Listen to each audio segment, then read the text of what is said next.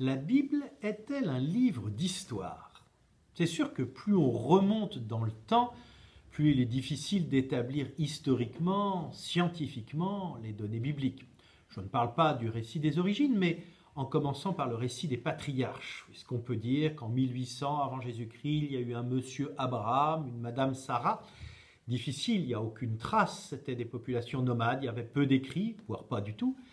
Il y avait des grandes civilisations à l'époque, les civilisations égyptiennes en particulier, qui nous ont laissé des trésors. Qu'est-ce qu'il pourrait y avoir dans ces civilisations qui attestent ce que dit la Bible? Il y a quelques traces archéologiques, en particulier à l'époque de Moïse, donc c'est beaucoup plus tardif que les patriarches, qui attesteraient d'un peuple présent en Égypte qui pourrait s'apparenter en tout cas avec ce que nous connaissons du peuple hébreu et de toute leur histoire. Mais tout ce que décrit la Bible, bien sûr, il n'y a que la Bible qui en parle. La libération, la traversée du désert, l'entrée en terre promise. Et comment comprendre aussi tous ces récits? Par exemple, le livre de Josué, où on parle d'une grande violence, on parle que toute une ville est passée au fil de l'épée pour la conquête du territoire.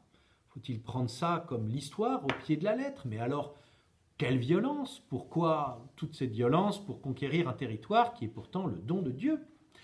Là encore, l'histoire telle que nous la comprenons aujourd'hui comme une série d'événements, de faits, de personnages, n'est pas comprise exactement de la même façon. Ou plutôt, pour raconter l'histoire, on la racontait aussi dans des termes et dans des manières de s'exprimer, comme on dit des genres littéraires, caractéristiques de ces époques.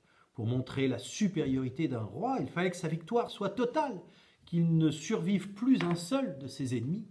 Et on reprenait cette manière de s'exprimer pour montrer finalement la suprématie, la force de Yahvé, la force du Dieu révélé à Moïse.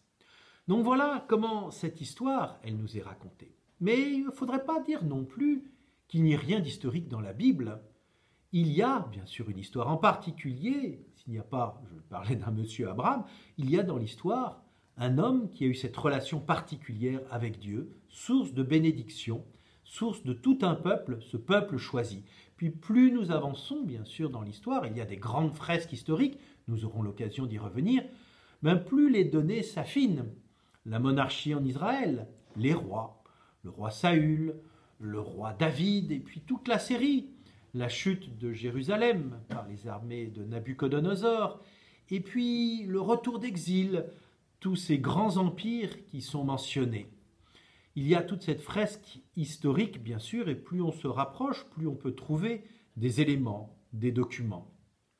La question pour le Nouveau Testament se pose moins parce qu'il y a là encore beaucoup de données, pas simplement bibliques, mais extra-bibliques. Les historiens romains en particulier en ont parlé. Donc oui, cette historicité, Dieu se dit vraiment dans l'histoire des hommes. Et la manière de raconter et de reprendre cette histoire est toujours orientée vers le même but, le salut de l'humanité, cette pédagogie que Dieu a, génération après génération, pour conduire, instruire l'humanité, la préparer à la venue du Sauveur, Jésus-Christ.